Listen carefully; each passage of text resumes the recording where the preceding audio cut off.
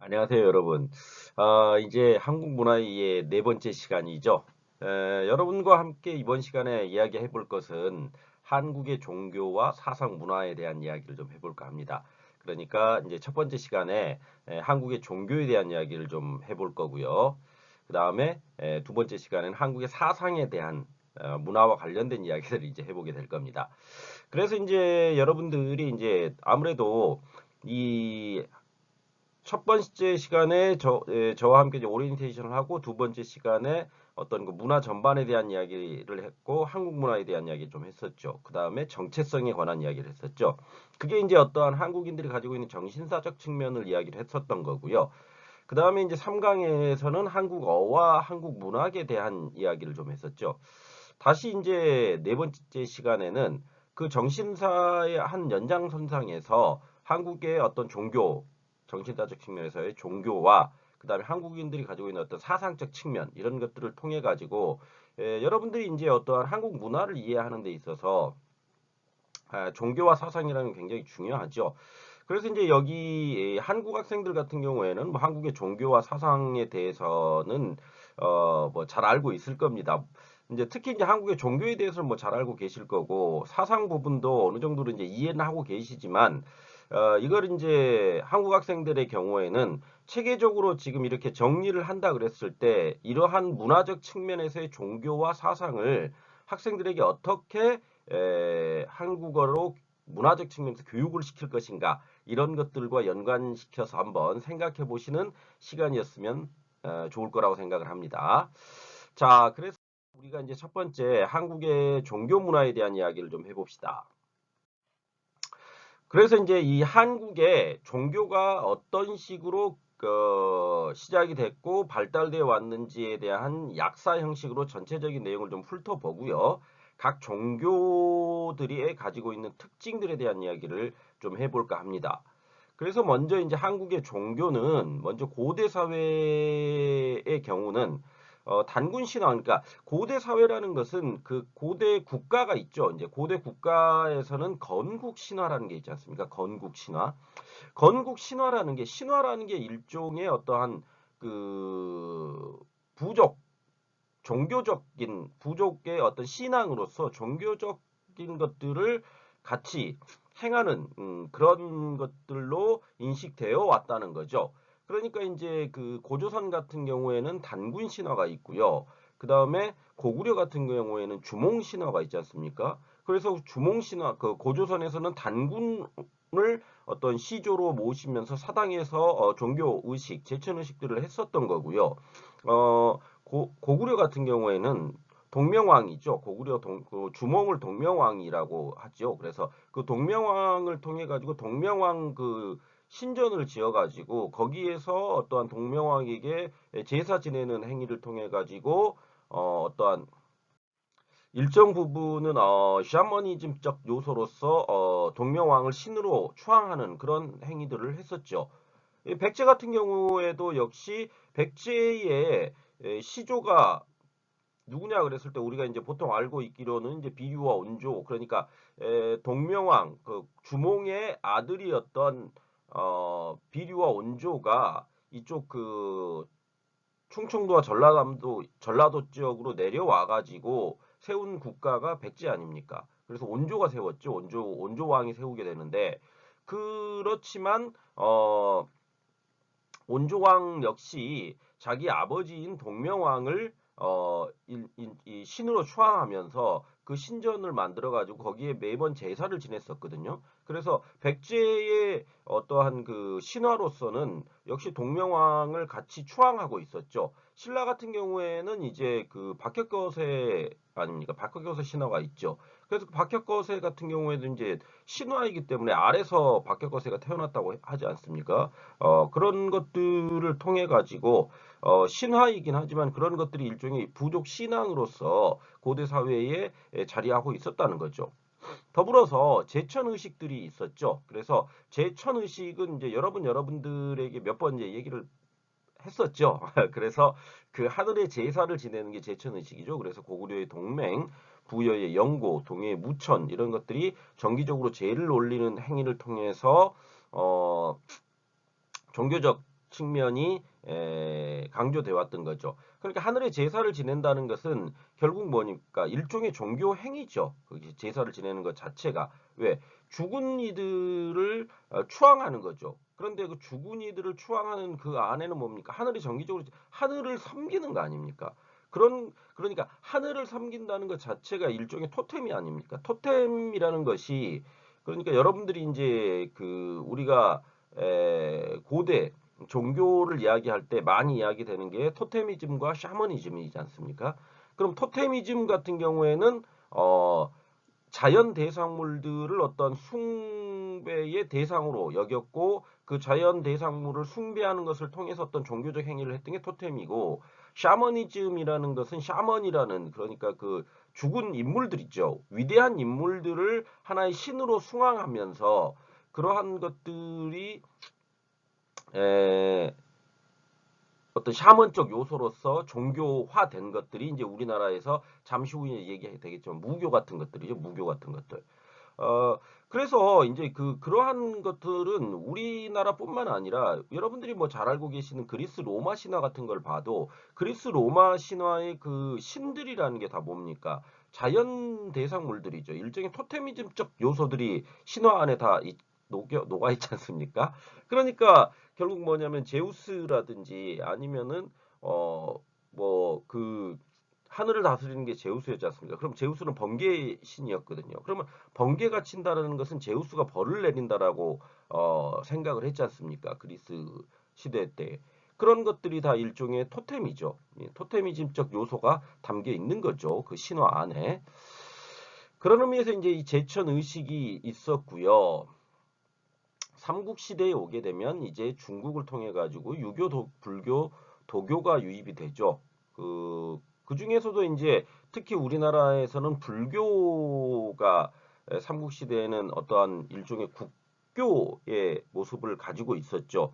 그래서 불교가 굉장히 널리 성행하게 되죠. 그런데 이제 유입 과정에서 불교 이를테면 신라 같은 경우에 2차돈의 어떤 순교 행위들이 있지 않습니까? 그런 것들을 통해서 토착 종교와의 갈등이 일정 부분 일어나죠. 그렇게 되니까 우리나라만의 독특한 불교적 색채가 거기에서 이런 거죠. 원래 이제 불교라는 게 보면 이제 뭐 대승불교, 소승불교 이렇게 나오지 않습니까? 그래서 뭐 대승불교와 소승불교라 그랬을 때 우리나라 같은 경우에는 이제 대승불교적 요소가 강하죠. 그런데 이제 뭐 그런 부분 세분화된 부분들까지 이야기할 건 아니고요. 지금 그런데 이제 그런 토착 종교적인 요소들이 불교에 가미된다는 게 뭐냐면은 토속 신앙 안에 어 우리나라 같은 경우에 이런 거죠. 어 가족들의 무사 안위를 축원하는 그러한 것들이 되게 많습니다. 한국에는. 그렇기 때문에 어떠한 기원 종교적인 요소들이 많죠. 그러니까 가족의 행복을 기원한다거나 아니면 자기 자신의 행복을 기원한다거나 그러니까 우리가 보통 이제 그런 걸 기복신앙이라고 이야기를 하거든요. 그러니까 기복신앙적 요소들이 대단히 많습니다. 한국의 종교 안에는. 그러니까 이게 다른 데하고는 좀 다른 측면인데요. 그러니까 다른 나라들 같은 경우에는 유독 이제 한국적인 그런 한국의 종교 안에서 그런 것들이 되게 강한데 기복신앙이 강합니다. 모든 종교에. 그러니까 우리 이런 거죠. 단순화 시킨다면 여러분들이 교회에 가가지고 무엇을 빕니까? 가족의 행복을 빌고 자신들의 행복을 빌지요. 그 다음에 성당에 가가지고도 역시 자신의 행복과 가족의 행복을 빌지요. 그 다음에 뭡니까? 절에 가서도 동일한 행위들을 하지요. 그러니까 신을 섬긴다는 것 자체가 어떠한 자신을 둘러싸고 있는 가족들의 행복과 무사안위를 기원하는 기복신앙적 요소들이 한국의 종교 안에는 굉장히 강하게 내재되어 있습니다. 다른 나라들에 비해서요. 그러다 보니까 그런 것들이 왜 그렇게 됐느냐 했을 때 여기 불교의 유입 과정에서 토착 종교와 갈등을 빚었다는 것 자체가 그런 기복신앙적 요소들이 굉장히 강하기 때문에 그런 것들과 이 불교가 처음 그러니까 불교가 왔을 때 도입될 때 불교라는 게 가지고 있는 특징이 결국은 이제 뭐냐면은 그 어떠한 도를 깨달음을 통해 가지고 인류의 어떠한 그 다수의 대중들을 구원하는 데 핵심이 있지 않습니까? 그런데 우리나라 같은 경우에는 그런 어떠한 그 불교를 믿는다고 했을 때 가족들의 안위를 먼저 비는 그런 기복신앙적 요소들이 이런 것들과 갈등을 갖게 돼서 우리나라 불교 안으로 그러한 그 토착 종교적 그런 기복신앙의 요소들이 유입돼 가지고 한국적인 불교로서 토착화되는 측면이 있는 겁니다. 그런 의미에서 이제 갈등을 빚었다. 그래서 제가 좀 길게 좀 이야기를 했는데요. 그런 측면이 있다는 겁니다. 그러니까 다른 국가의 종교와 는 그런 측면들, 기복신앙적 측면에서는 조금 차이를 보이고 있다. 이런 정도로 이해를 하고 가시면 될 것 같습니다. 다음으로 이제 고려 시대는 이제 불교가 국교가 되죠. 국교가 돼가지고 왕실과 국가를 보호하는 호국 불교의 성격을 가졌고 토착 신앙이 불교와 융합되어 토착화되었다는 거죠. 비로소 이제 이 시기에 오게 되면. 그래서 그 토착화된 어떤 불교의 그 토속 신앙과 토착화된 측면이 지금까지도 내려오고 있는 겁니다. 다음으로 이제 그 유교는 국가를 다스리는 이념으로서 어떤 정치 제도의 영역을 담당했던 거죠. 그러니까 유교라기보다는 유학이 담당을 하게 되는 거죠. 정치 제도의 영역은. 그러니까 교라는 것은 일종의 뭡니까? 종교 행위이지 않습니까? 그러다 보니까 이제 사당을 만들고 그 사당에서 제사를 지내는 종교의 어떤 재래 의식을 통해 가지고 종교화된 측면이 있는데 실질적으로 유교가 그러니까 이런 거죠. 고려 시대 안에서 어떤 유교 그러니까 사당을 지어 가지고 그 이를테면 공자 맹자들을 제사를 지내고 그런 것들을 했던 것이 아니죠. 왜 그러냐면 학문적 측면에서 유학 그러니까 어떤 교리적 측면도 있지만 강조되었던 건 학문적 측면에서 정치 제도 이데올로기로서 더 강화되었던 측면이 강하다는 겁니다. 고려 시대에는. 왜 그러냐면 종교로서는 종교적 역할을 수행했던 것은 국교로서 불교가 있었기 때문에 유교가 어떠한 그런 교리로서 국가를 다스리는 이데올로기로 학문적 요소로서 작동을 하기는 했지만 종교적인 측면에서는 그렇게 강하게 작동했던 것은 아니라는 거죠. 그러니까 이런 게 있습니다. 그러니까 우리나라 같은 경우에는 대한민국 같은 경우에는 전 세계의 모든 종교들이 다 들어와 있죠. 어떤 면으로 본다면. 그리고 굉장히 종교의 다양성을 아주 너그럽게 포용하는 편입니다. 국가 자체에서. 그렇기 때문에 어떤 종교를 믿는다 그래가지고 그 종교를 국가가 이를테면 사이비 종교다 이렇게 된다 그랬을 때 사이비성이 있는 종교라고 해도 그걸 국가가 법으로 이렇게 법제화 해가지고 그걸 규제하고 이렇게는 안 합니다.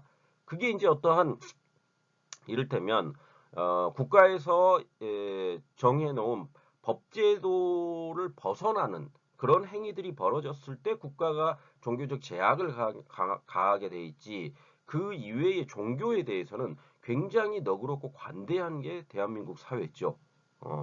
그래서 종교인들 같은 경우는 비과세지 않습니까? 어, 세금 안 내죠. 그것만 봐도 어떤 면으로 보면은 어떤 종교인들의 천국이죠. 대한민국이라는 국가는. 그래서 종교인들을 비과세하는 것에 대해서는 제 개인적 생각입니다만 제 개인적으로는 그렇게 좋게 생각하지 않습니다. 그 종교 행위라는 것 자체가 어느 순간부터 대한민국에서도 어떤 그 행위 자체 그러니까 어떤 신앙적 측면이 강조되는 것보다도 이 돈벌이의 수단으로 돼버리는 세속적 측면이 강조되는 측면이 굉장히 많지 않습니까? 지금 현재. 그러니까 한국의 종교라는 것 자체가 모든 종교들이 다 그렇게 어떤 면에서 보면은 돈을 벌기 위한 영리 수단화 돼버린 측면들이 상당히 강한 것도 사실입니다. 모든 종교가 다 그렇죠. 그렇게 되다 보니까 그런 측면에서 본다면 어떤 종교 본래의 모습을 찾아가자는 것이 굉장히 중요한데 그런 측면에서는 좀 아쉽다. 라는 생각을 그냥 평소에 가지고 있습니다. 제가 그냥 그런 생각들을 가지고 있다고요. 다음으로 도교가 왕실의 기복을 위해 의례를 행하거나 양생술이죠. 인간의 생명과 건강을 지키기 위한 기술로서 그러한 방편으로서 자리를 잡게 되는 거죠. 그러니까 이 도교는 우리가 이제 노장 사상이라 그러지 않습니까? 노자와 장자의 노장 사상을 바탕으로 하지 않습니까? 그리고 우리가 이제 흔히 얘기하는 신선이죠. 신선 사상이죠. 신선 사상 도교라는 것은 그렇기 때문에 그 신선 사상이기 때문에 신선인들은 뭡니까? 장수죠, 장수. 어, 그 죽지 않지 않습니까? 신선은 신선계에 있는 사람들은 죽지 않고 어떠한 영생을 누리면서 신으로서 선계에서 아주 행복하게 사는 거 아닙니까? 그렇기 때문에 그런 신선의 어떤 그런 영생의 삶을 갖다가 양생술, 그러니까 인간의 생명과 건강을 지키기 위한 기술로서 필요에 의해서 일정 부분 차용한 거죠. 그러니까 고려 시대도 역시 국교는 불교이지만 유교와 도교를 같이 인정하고 있다는 겁니다. 그런 것들의 어떤 다양성을 인정하는 측면들이 우리 역사 안에서도 있다는 거죠. 그렇게 본다면 지금 현재의 한국에서의 어떠한 그런 종교적 다양성을 인정하는 것은 역사 전통 아래에서 그렇게 유지되어 왔다라고 이해를 하고 가시면 될 것 같습니다.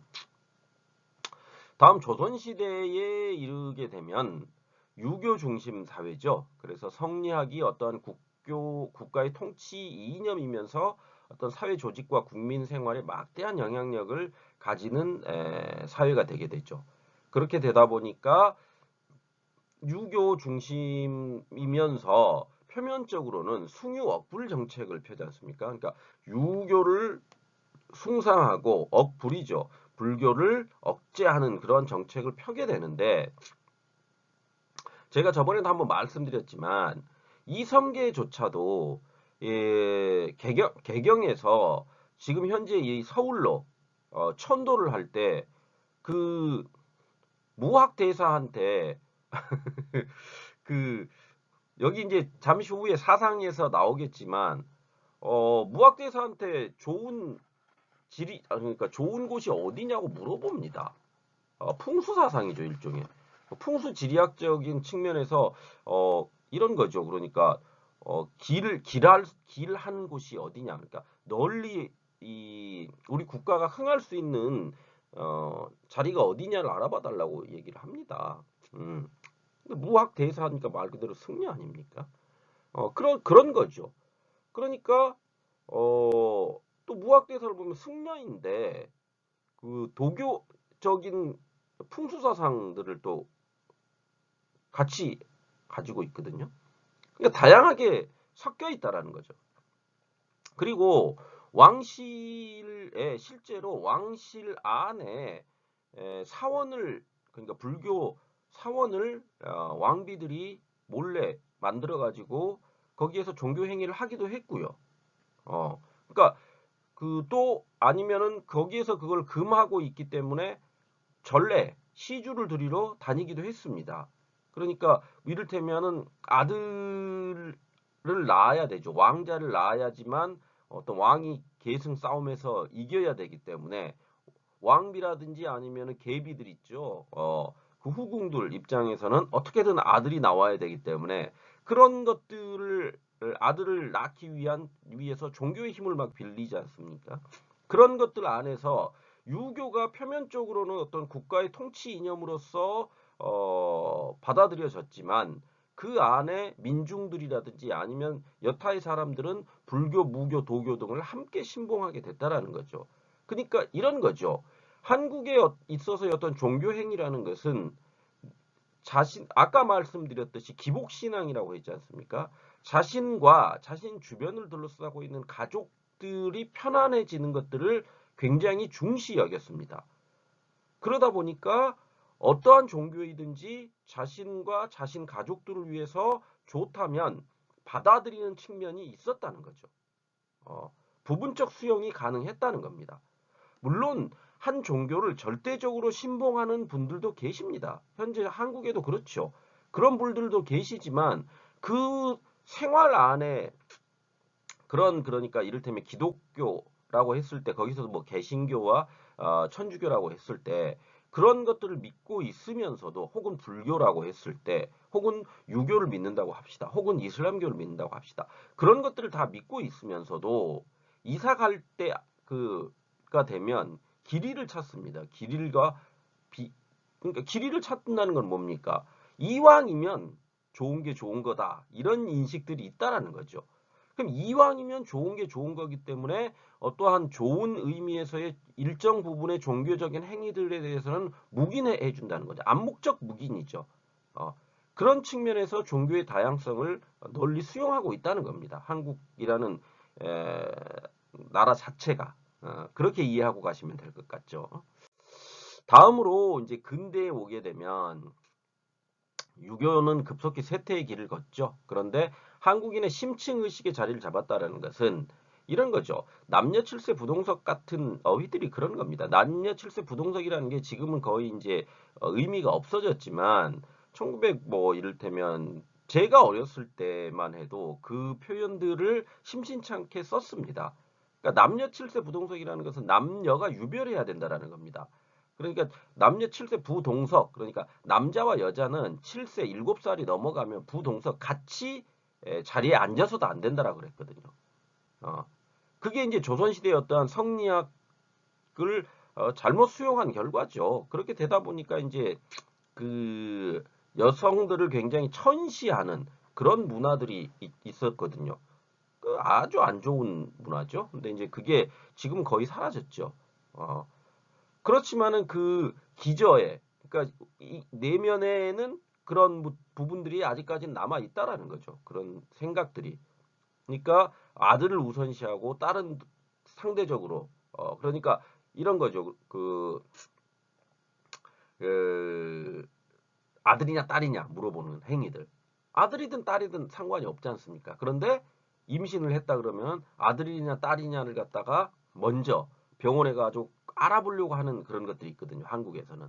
그건 뭐냐면 남아 선호 사상이죠. 남자를 선호하는 그러한 그 사상적 측면들이 남아 선호 사상이라고 뒤에 사상이 붙지 않습니까?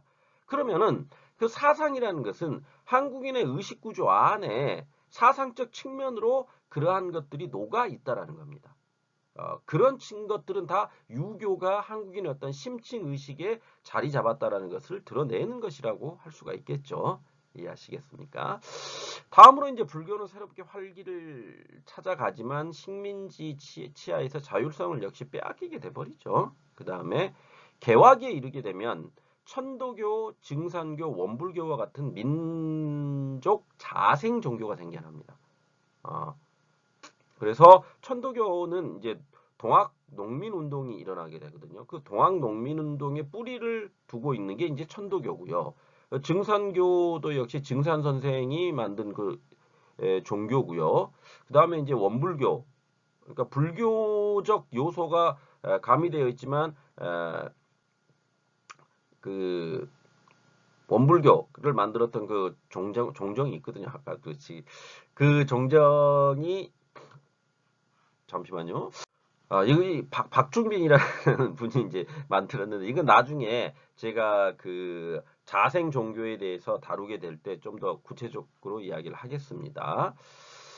다음으로 이제 서양의 어떤 천주교와 개신교가 유입되어 가지고 빠른 속도로 그 세력을 확장하게 되죠. 그리고 이제 그 천주교 유입 과정에서 순교가 일어나죠. 그러니까 그 천주교가 유입되던 시기와 그게 이제 영정조를 거치면서 유입이 되게 되는데요. 이제 그 시기 이 천주교라는 것 자체가 가지고 있는 게 평등 아닙니까? 모든 사람은 평등하다는 것이기 때문에 국가의 정치 이데올로기라는 게 유교는 뭐냐면은 신분 차별을 둬야 되는 거지 않습니까? 양반과 그다음에 상민과 중인과 그러니까 양반, 중인, 상민, 천민으로 나뉘는 네 계급제를 유지시켜야 되는 국가 입장에서는 모든 이들이 다 평등하다고 내세우고 있는 천주교를 받아들일 수가 없었던 거죠. 그러다 보니까 그 천주교가 유입되고 전파되는 과정 안에서 순교 행위가 일어나게 되는 거죠. 박해가 일어나게 되는 거죠. 그래서 천주교 역사 안에서도 많은 박해가 일어났던 나라 중에 하나가 이 대한민국이라는 이 국가죠. 그러니까 물론 이제 그때는 조선 사회였죠. 조선 사회 안에서 천주교의 이제 그 박해들이 일어나고요. 그런 것들이 어떤 천주교를 어떤 측면에서 본다면 한국인들이 가지고 있는 어, 타부시하는, 그러니까 물론 이제 국가의 이데올로기를 유지시키기 위해서 선택한 것이긴 하지만 뭐 여러 가지 그런 것들이 있습니다. 뭐 그거에 대해서는 복잡하게 여러분들이 생각하실 필요는 없고요. 그냥 근대에 이르러 가지고 서양의 천주교와 개신교가 유입되었다라는 정도로 그냥 이해하고 갑시다. 복잡한 부분까지. 그리고 현대에 이르러 가지고는 다양한 종교가 공존하면서 존재하고 있죠. 그래서 이 대한민국 사회라는 것 자체가 모든 종교를 다 포용하는 그러한 형식을 취하고 있다라고 제가 말씀을 드렸죠. 그런 정도로 한국의 종교에 대한 전반적 이야기를 좀 맞춰 보려고 합니다. 다음으로 이제 우리가 각 종교들이 가지고 있는 특성을 통해 가지고 각 종교의 핵심들을 좀 짚어보도록 하겠습니다. 그래서 첫 번째로 이제 이야기해 보게 될 게 무교입니다. 무교. 무교는 이제 우리가 이제 무당이라는 말을 쓰죠. 무당. 그래서 이 무교라는 것은 평상시에 풀 수 없는 이제 문제가 닥쳤을 때 무당의 중재를 빌어가지고 신령들의 도움을 청하는 종교라고 되어 있는데 이런 거죠. 그러니까 아까 제가부터 이제 계속 말씀드리는 게 한국의 어떤 종교의 핵심 중에 하나는 기복신앙이라고 했지 않습니까? 복을 기원하는 거죠. 그러니까 자신과 자신 주변을 둘러싸고 있는 한국인의 정체성 이야기할 때 가족을 굉장히 중시하는 게 한국이라고 말씀을 드렸지 않습니까? 그렇게 되다 보니까 이런 기복신앙적 요소들이 무교에도 역시 동일한 겁니다. 그러니까 어떠한 그 자신과 자신 주변을 둘러싸고 있는 인물들의 그 복을 기원하는 것들을 혹은 이제 어떤 안 좋은 일이 자꾸 생기게 될 때 그 안 좋은 일이 왜 생기는지를 알아보기 위해서 무당을 찾게 되거든요. 그러니까 무당이라는 것은 뭐 한국 분들은 다 잘 알고 계시겠지만 신과 일반인들을 연결시켜주는 그러한 중재자로서 존재하지 않습니까? 그래서 이 무당이 접신 행위를 한다고 하죠. 그러니까 신을 접하게 된다는 거 아닙니까? 그러니까 각 무당들마다 영접하는 신이 다릅니다. 음. 그러니까 무당 안에도 큰 무당이 있고 작은 무당들이 있죠. 그러니까 가장 그 작은 무당들 같은 경우에는 뭐 이를테면 가족신들이죠. 그러니까 뭐 애기도령이라든지 자기가 알고 있는 그러니까 일반인인데 죽은이 중에서도 이제 그 죽은이의 힘을 빌어가지고 자신이 이제 접신행위를 통해서 그 주변을 둘러싸고 있는 인물들의 어떠한 기륭화복을 갖다가 점치는 거 아닙니까? 결국은 그게 이제 무당의 행위거든요. 그런데 이제 그 무당 중에는 뭐 애기도령과 같이 그 죽은 아이의 혼령과 접신을 하는 사람도 무당도 있지만 또 무슨 뭐 최영 장군이라든지 뭐 그런 것들이 있거든요. 강감찬 장군을 접신하는 큰 무당들도 있다고 이야기를 하거든요. 그럼 그 큰 무당들은 훨씬 더 높은 단계의 신들을 영접하게 되는 거죠.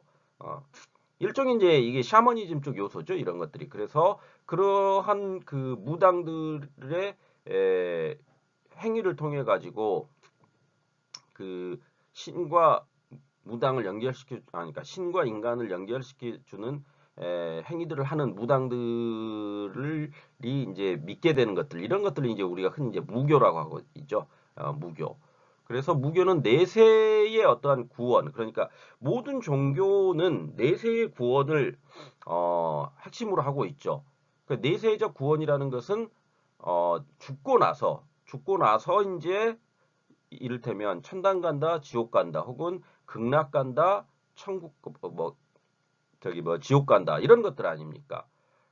그런 측면에서 내세적 구원을 가지고 있는 게 이제 종교적 그러니까 모든 종교는 내세가 있어야 되거든요. 근데 내세가 없이 현재의 세상, 현세의 당면 문제를 초월적인 어떤 신들의 힘을 빌어가지고 해결하고자 하는 종교가 무교입니다.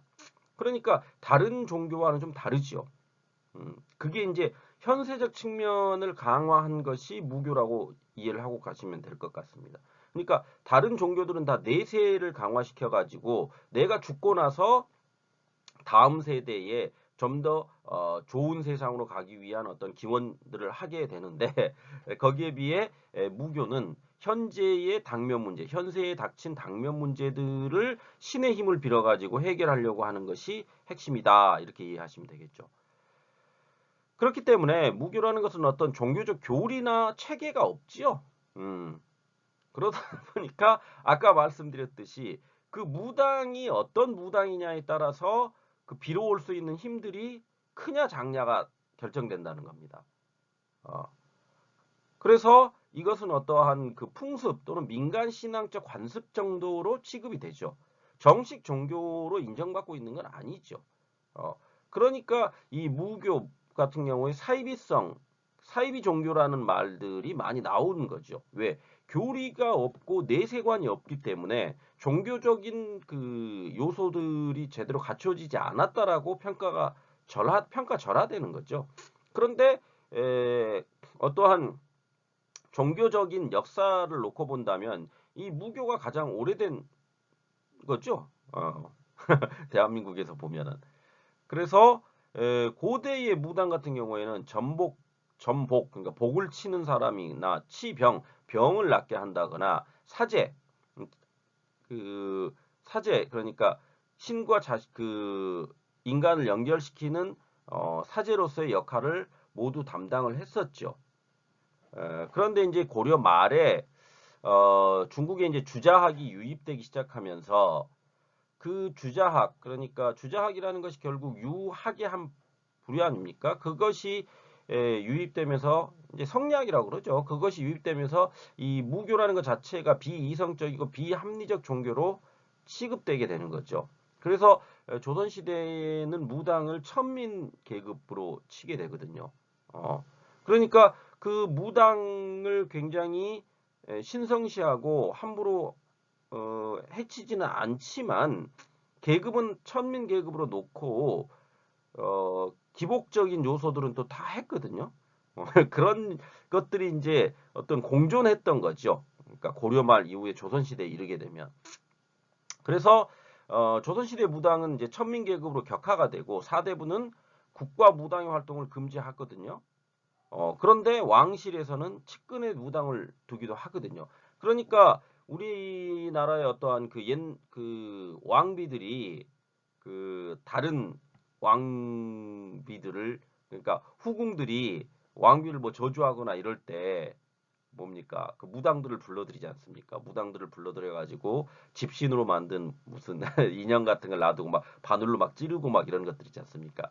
그런 행위들이 다 일종의 무교의 한 부분이라고 할 수 있는데 그렇게 되다 보니까 무교라는 것 자체가 굉장히 어떠한 종교로서의 지위를 많이 상실하게 되고 현재에 이르러 가지고는 어떤 무속 신앙으로서의 어떠한 위치를 점하고는 있지만 어,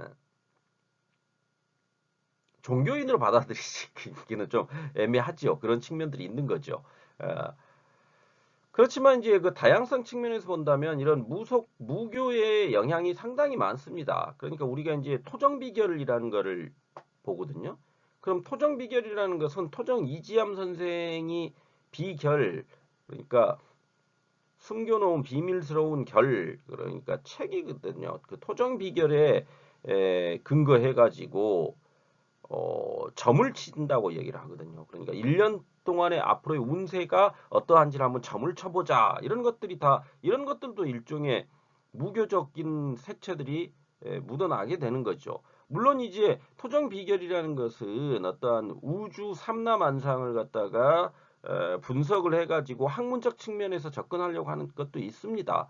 어, 그런데 이제 그렇지만은 거기 안에 또 한편으로는 뭐냐면 무교적 색채들도 있는 거죠. 그러한 것들을 통해 가지고 그 인간의 운세를 갖다가 점치는 행위 자체가요.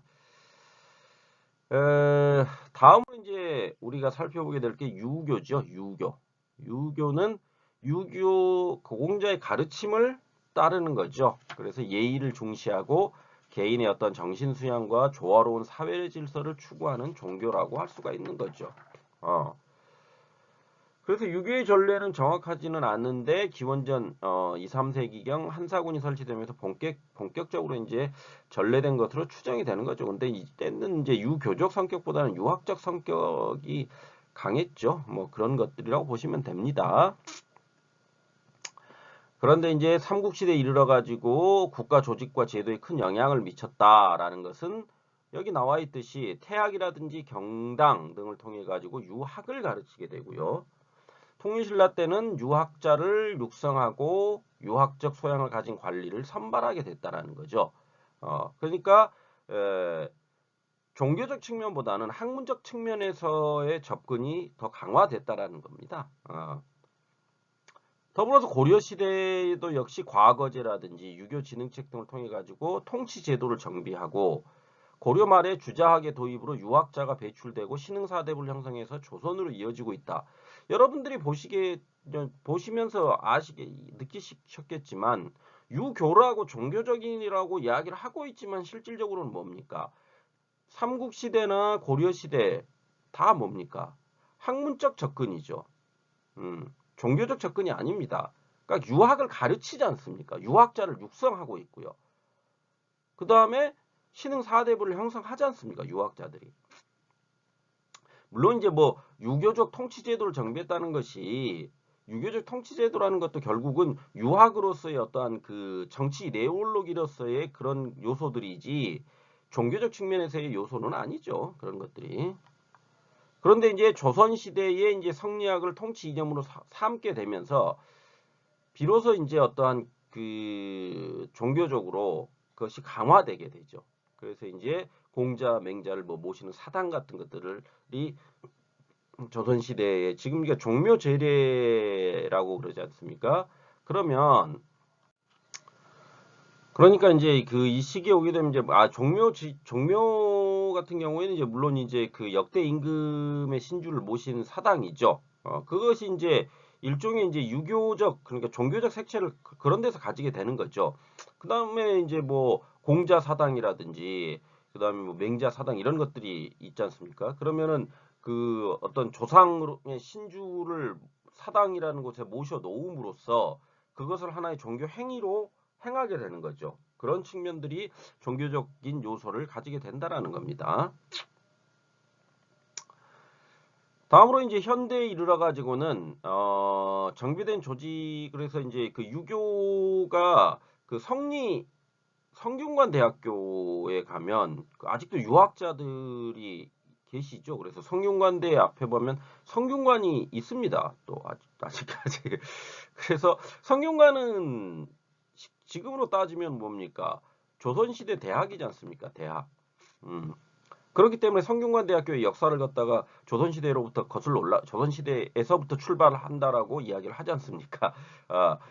거기 안에 가면 이제 그 유학자들이 있거든요. 유학자들이 있고 유교를 숭상하시는 분들이 있죠. 그래서 그분들을 이제 저도 뭐 우연한 게 한번 만나본 적이 있는데 아직도 이제 막 이제 도포라든지 갓을 막 쓰고 수염을 이렇게 기르고 다니시는 분들도 막 계시고 그렇죠. 물론 이제 지금 현대 사회에 이르러 가지고 거의 없지만 그런 분들이 있습니다. 그렇지만은 영향력이 어느 정도 그러니까 이 한국인의 어떤 기저에 유교적 색채들이 남아있긴 하지만 과거에 비해서의 영향력이라는 것은 크게 있지가 않죠. 유교는. 다음으로 이제 얘기해 볼 수 있는 게 불교죠, 불교. 그래서 불교는 석가모니 부처의 가르침을 따르는 종교죠. 그래서 자비를 중시하죠, 자비를 중시하죠. 지혜와 자비를 중시한다. 그래서 삼국시대 불교라는 것은 이제 고구려 소수림왕 때 중국에서 전래되었고 백제에서는 침류왕, 그 다음에 신라는 고구려부터 전래가 됐지요. 그런데 이제 고구려부터 전래 돼가지고 유입되는 과정에서 뭐 2차전의 순교와 같은 그런 것들이 기존 그 세력과의 갈등이 일어나기도 했었죠. 그렇지만 이제 이러한 불교의 전례로 인해 가지고 서역과 중국의 문화가 유입되고 불교가 왕권의 어떤 이념적, 이데올로기적 역할을 수행하게 되는 거죠. 그런 측면들이 있다는 겁니다. 삼국의 불교라는 것은, 삼국시대 불교라는 것은. 다음으로 이제 고려 시대는 어떤 불교가 가장 번성했던 시기이기도 하죠. 그래서 국교로서 번창을 했고 승과 제도라는 게 있어가지고 승려를 국가 어떠한 그 제도로서 뽑아내기도 했었지만 문신 정권 이후에 타락했다가 이제 신흥 사대부들에게 비판의 대상이 되죠. 그 다음에 몽고에 그러함에도 불구하고 몽고 침입이 있었을 때 이를 극복하기 위한 수단으로 지금 이제 남아있는 해인사에 남아있던 8만 대장경이라든지 그 다음에 승려 일련이 삼국유사를 짓고 이런 것들을 하게 되죠. 그래서 그런 측면으로 본다면 이제 불교가 어떤 한국의 문화 안에서는 굉장히 크지요.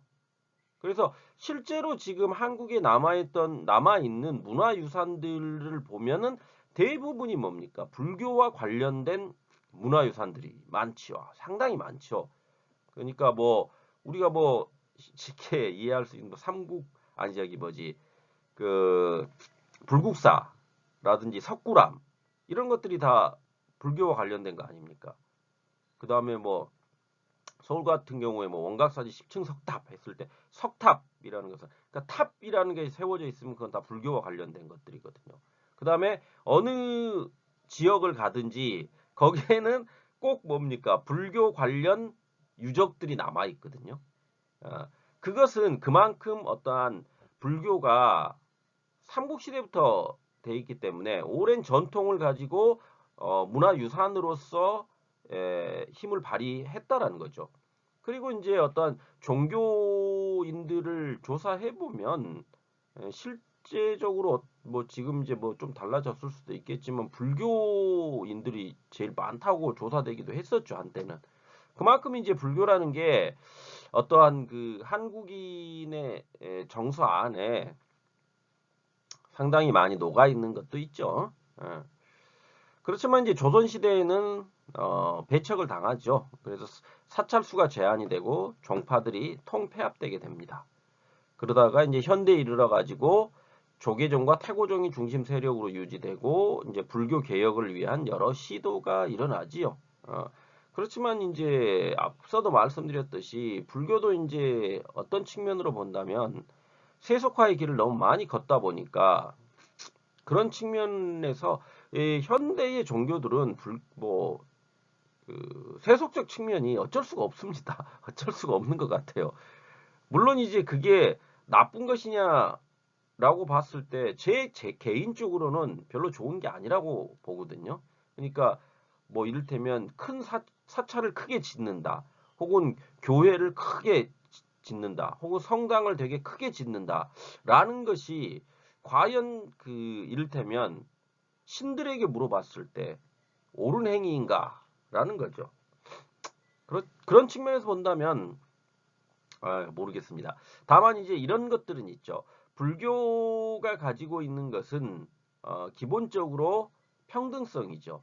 그러니까 신의 위치라는 것이 따로 정해져 있는 게 아니라 인간도 깨달음을 통해 가지고 신의 위치에 도달할 수 있다라고 기본적인 것을 가지고 있는 게 기본적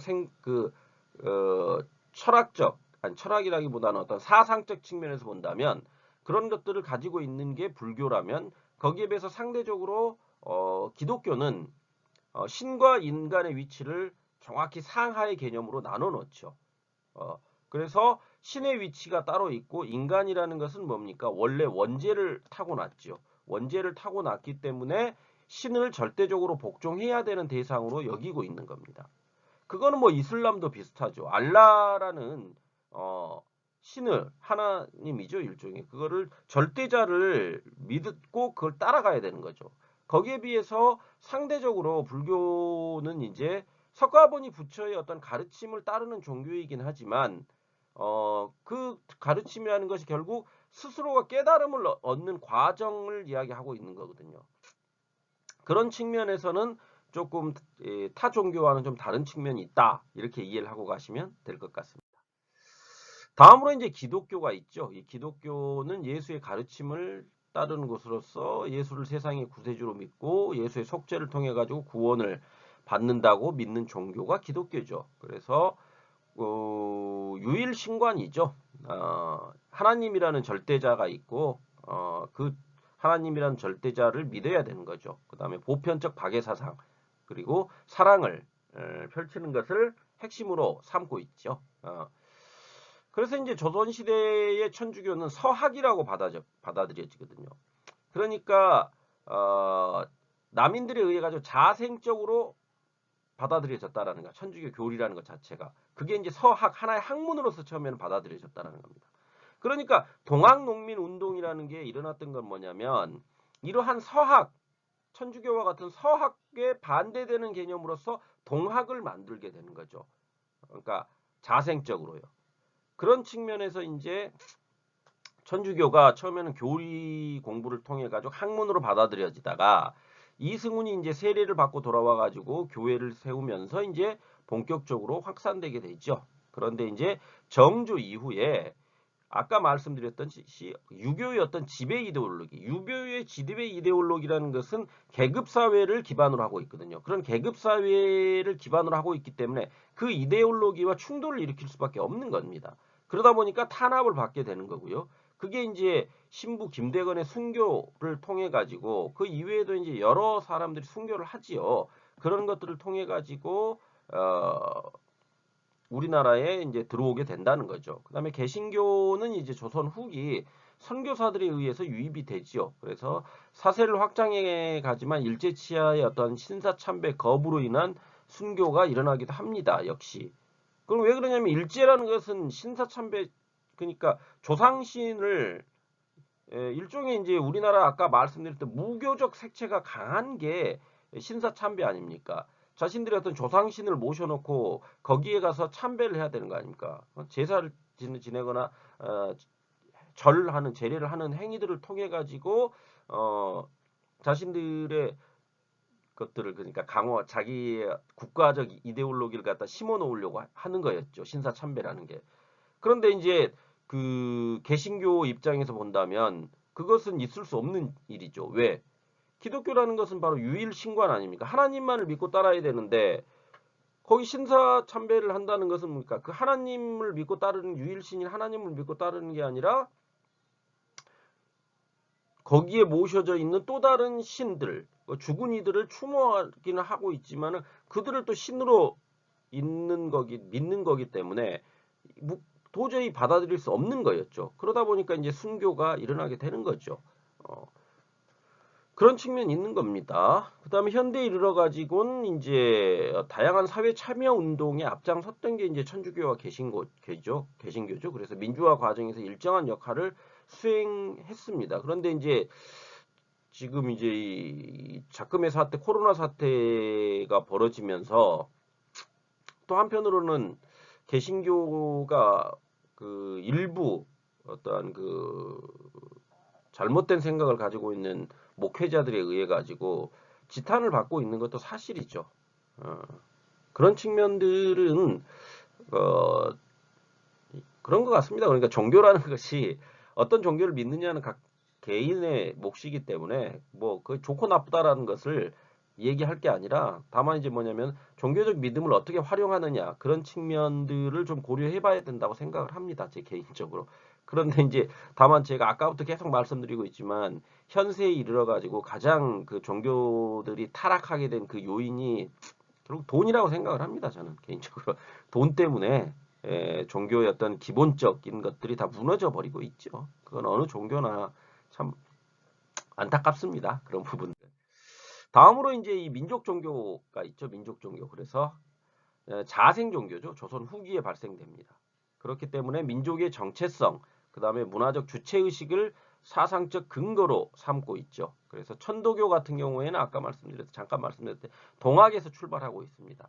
그러니까 서학에 대한 천주교에 대한 비판으로 시작을 해가지고 유불선, 유교, 불교, 도교의 교리를 모두 수용을 하지요. 그걸 그래서 창조적으로 해석을 합니다. 그래서 손병희가 3대 교주인데 뭐 최재우죠. 최재우, 최시영, 손병희로 이어지는 1대, 2대, 3대 교주에 의해서 이제 확장이 됐다가 손병희 죽음 이후에 이제 사세가 좀 줄어드는 그런 것들이 이제 천도교다 이렇게 이해하고 계시면 될 거고요.